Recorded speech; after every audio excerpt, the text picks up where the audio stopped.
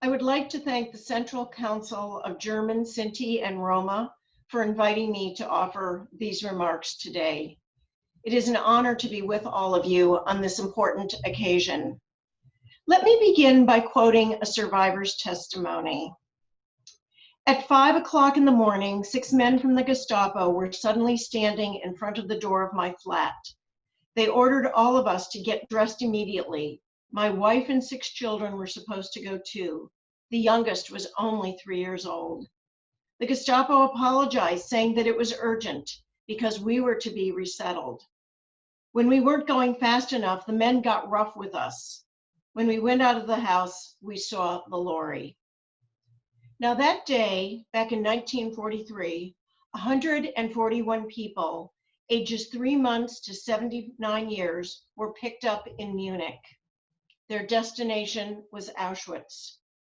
But who were they? Many might assume that they were Jews, but these victims were Sinti.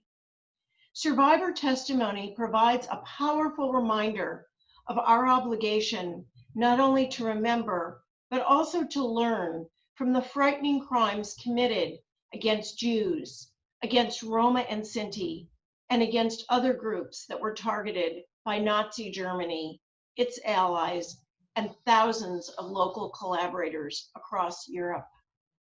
Today marks the 76th anniversary of the liquidation of the so-called Gypsy family camp at Auschwitz-Birkenau, a place I have seen many times, when thousands of Roma and Sinti men, women, and children were murdered in a single night, gassed just like the million Jews who perished in that same death camp. The terrible fate of the Roma and Sinti is a little known and often neglected part of this important history.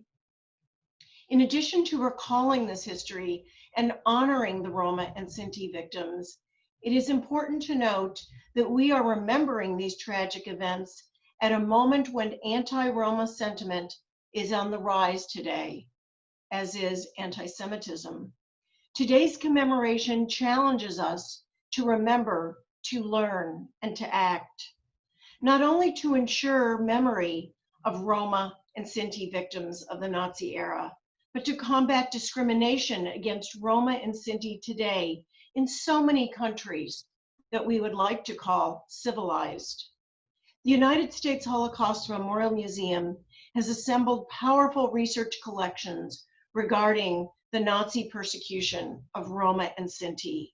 We have sponsored fellowships, workshops, and seminars, and assisted organizations seeking to provide forced labor compensation to Roma and Sinti survivors. And yet we all know, because we can see the evidence around us, that not enough has been done to tell this history and embrace its lessons. 20 years ago, Raul Hilberg, a leading scholar of the Holocaust, noted that too little had been done to recognize the crimes perpetrated against Roma and Sinti during the war, or to protect them against post-war discrimination. The Roma, he said, are, quote, vulnerable wherever they go. If we want to build a world in which there is justice for all, where do we start? The answer, he replied, is with the Roma.